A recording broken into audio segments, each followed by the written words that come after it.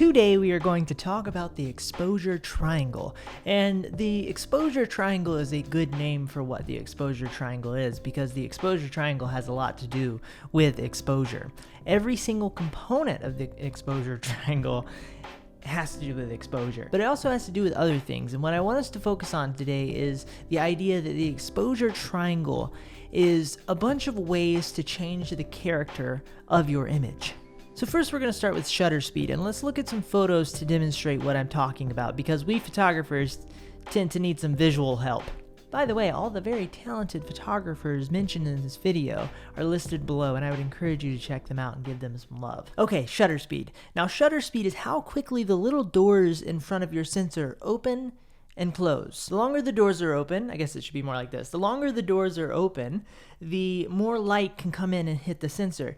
And whatever is moving in front of the camera, as long as these doors are open, it's going to track that motion, and that's how you get motion blur, also known as shutter drag. And this photo is a good example of what you get when the shutter speed is very fast. The man is frozen in midair. Those little doors open and close so fast that the subject was frozen. Now, the longer these doors are open, the more light comes in. So if you have a very fast shutter speed like this, then you're going to have to adjust the other settings on your camera to get a correctly exposed image. And a fast shutter speed can be a problem in a dark environment. Now I'm going to guess we have a slower shutter speed, and the photographer is tracking the person so that the background is motion blurred. The shutter is dragging more now. In this one, we have a pretty wacky use of shutter drag, and it introduces a pretty intense and energetic quality to the photo. And you can see that the part of the photo that is the least motion blurred is the person's foot on the board. This is technically very well done. And also with photos like this, a lot of times there tends to be some level of experimentation to be able to get a shot like this, and maybe a burst of photos, you find the one where the right thing is not blurred. Now this one's very interesting. Once again, we are tracking the subject, but we have another cyclist coming in from the left-hand side, and they are dragging through the frame. And what the effect of this is, we are focusing in on the cyclist that's going from right to left, making them a clear established subject. So you can use motion blur to establish your subject better as well. Okay, next I'm going to talk about aperture, or f-stop. Aperture, or f-stop, is the size of the hole in your lens that light comes through. The bigger the hole, the more light comes in. The smaller the hole, the less light comes in. It also controls how shallow your depth of field is, or how much is in focus in your shot. The smaller the number, this can be a little bit confusing. The smaller the number, the bigger the hole.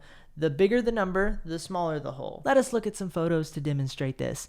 I don't know exactly what aperture this photo was taken at, but I'm gonna guess it was a larger aperture, so smaller number. Because we're in a dark environment, the camera's going to need to take in more light. And the only thing that's sharp in focus is the coffee or hot chocolate or whatever that is. Really dirty water. Well, I guess we can include the seasonings in there as well. They're also more or less in focus. But you can see that the table is a little soft, and it gets softer as it moves away from us. And then that chair in the background is quite soft. So this is a great example of a larger aperture and the effects it has on the image. This next photo demonstrates the opposite. Notice that we're in a bright environment, so the camera has to work not as hard to bring in light, and we're actually pointing directly at the sun, so the camera really doesn't have to work very hard at all. Now we observe that everything in this photo is relatively sharp, which means we have a smaller aperture, so bigger number.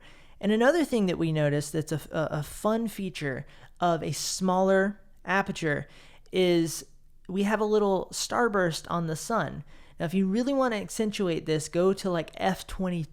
You get some really fun stuff. But what I hope you're seeing so far is that you can creatively use these settings to change the way your image looks and feels. Here's another example with more items that one could consume. Now, I guess you could consume everything in the frame, but it might not be wise. Notice the dark environment once again. And by the way, I mean, you can shoot with a large aperture in a bright environment as well. You just have to adjust other settings, maybe put an ND filter on your camera. Don't think you can only do that in a dark environment. But We're in a dark environment, but we have very shallow depth of field here. You can see that only the burger is sharp. The foreground is quite blurry, and then as we move into the background, it's quite blurry as well. And then we have beautiful bokeh, which is what happens when you take a light and push it out of focus. And a fun thing about bokeh is that that shape is actually the shape of the aperture.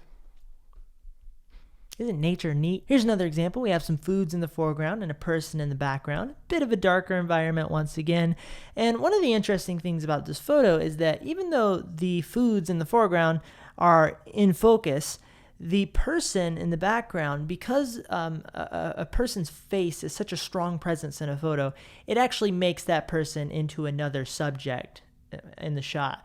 So that creates a really interesting dynamic here. But this is a great example of not always going to the biggest aperture in the world, because if you go too far, that person in the background may have gone completely to mush, and you will lose that dynamic that we have here. So don't think that you have to go all the way to one way or all the way to another way. There's a lot of play in the middle ground that can affect the character of your image. Oh, and also focal length. So if you have a wider focal length, that the shallowness of the depth of field is going to be accentuated less than if you have a longer focal length.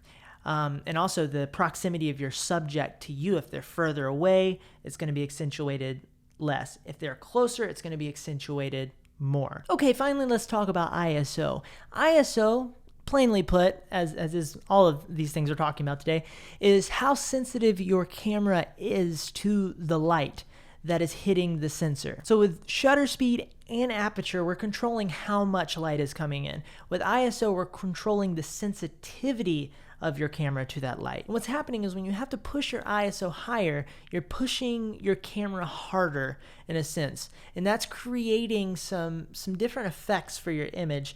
Some of them may not be necessarily desirable, and we'll get into that. Now, some might say that ISO is the most straightforward in the way that it's represented in terms of numbers. With both shutter speed and f-stop, you have some really interesting numberings going on. With ISO, it's very simple. The higher the number, the higher the ISO. Now, it's not like 1, 2, 3, 4, 5. It's 100. It can be 400. 800, 1600, 32,000, so on. So generally speaking, if you're in a bright environment, the guideline is to put the ISO as low as possible because you minimize the potentially negative effects of a higher ISO. Now here are a couple of examples of how a high ISO can affect the resulting image and how it's not always necessarily a bad thing. Now I do want to take note that sometimes when you look at images, particularly at night, street images, a lot of times the photographers are using diffusion filters to diffuse the light, and that is not an effect of high ISO.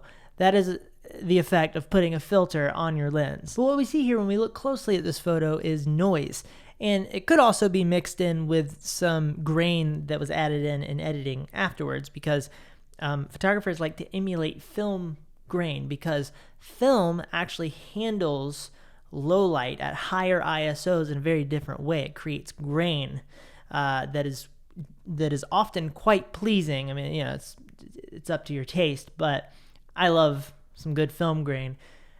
Digital noise renders differently. Anyway, we see a softer image and some noise added to the shot, and sometimes the noise can get pretty outrageous. And this photo is a good example of a strong presence of digital noise. What is interesting about this photo, though, is it is a great example of how that digital noise is not always a bad thing.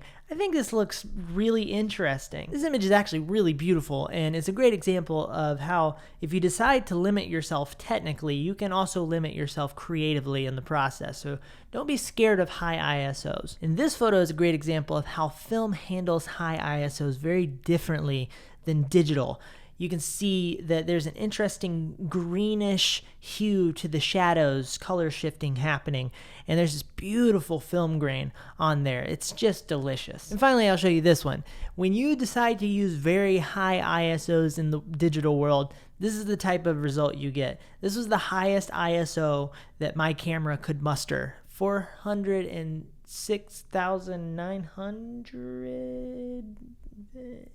You can see how grainy and mushy it is, and it also has this very strange purple coloring occurring. Ew, gross. But anyway, in this video, I hope I've given you a good idea of how you can creatively use each of these major settings to change the character of your image. When you're shooting auto, your camera is making all the decisions for you. It's trying to create the technically best photo it can create. Nothing wrong with that. That's fine.